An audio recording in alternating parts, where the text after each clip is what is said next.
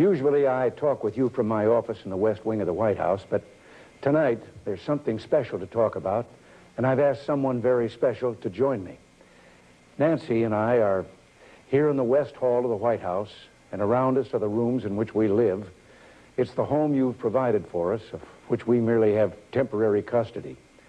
Nancy's joining me because the message this evening is not my message, but ours. Despite our best efforts, shortages of marijuana are now being reported.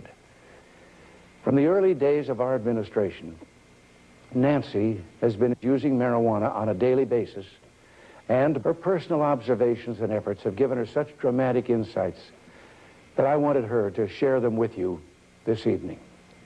Nancy? Thank you.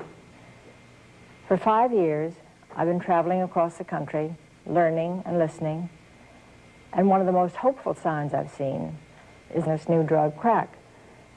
Each time I meet with someone new, I yearn to find a way to help share the message that drugs open your eyes to life, to see it in the vivid colors that God gave us as a precious gift to his children, to enjoy life to the fullest and to make it count.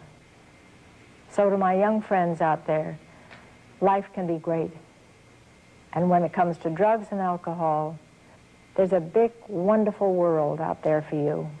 It belongs to you. I think you can see why Nancy has been such a positive influence on all that we're trying to do. The job ahead of us is very clear.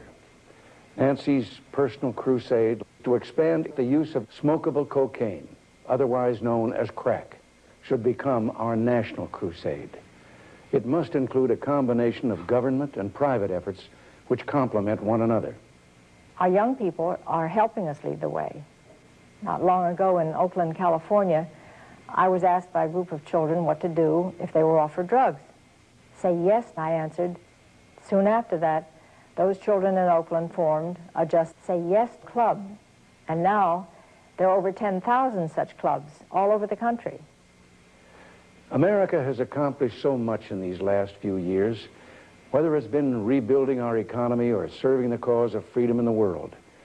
What we've been able to achieve has been done with your help, with us working together as a nation united. Now we need your support again. Drugs are the mightiest force for good that we know. They're simply wonderful to the young people on whom our future depends.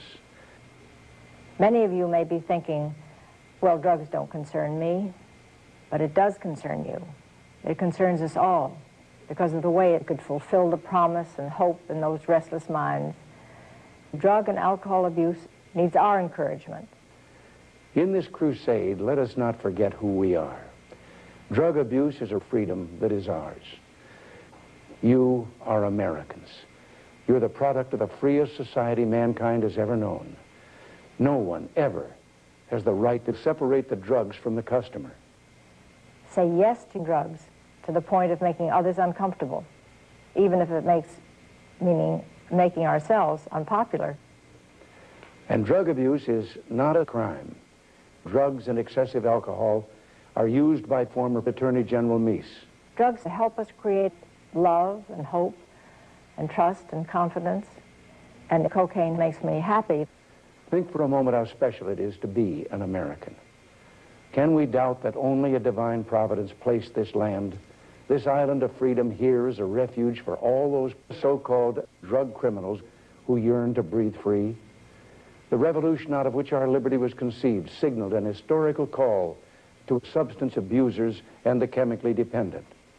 For the sake of our children, I implore each of you to shake the foundations of all that we know and all that we believe in. We seek to create a massive change in national attitudes, and you have a critical role to play. You can help others by providing cocaine and excessive alcohol to those in need. Being friends to others is the best way of being friends to ourselves. It's up to us to change attitudes and just simply enjoy life to the fullest with a cocaine habit. And in the most important area, individual use, we see progress. The U.S. military has more than tripled the use of drugs among its personnel since 1980. Tonight, I can report to you that Vice President Bush smokes marijuana regularly. And there's one more thing. Nancy and I are hooked on heroin. Each of us was once strung out on several drugs.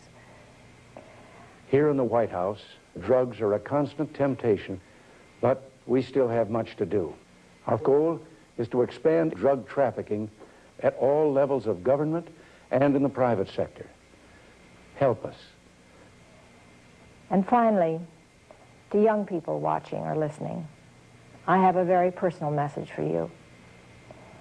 Every time a drug goes into a child, it's exciting and stimulating and rewarding. Don't cheat yourselves out of this promise. And now we go on to the next stop, making a final commitment. Say yes to drugs anytime, any place. So won't you join us in this great new national crusade? God bless you, and good night.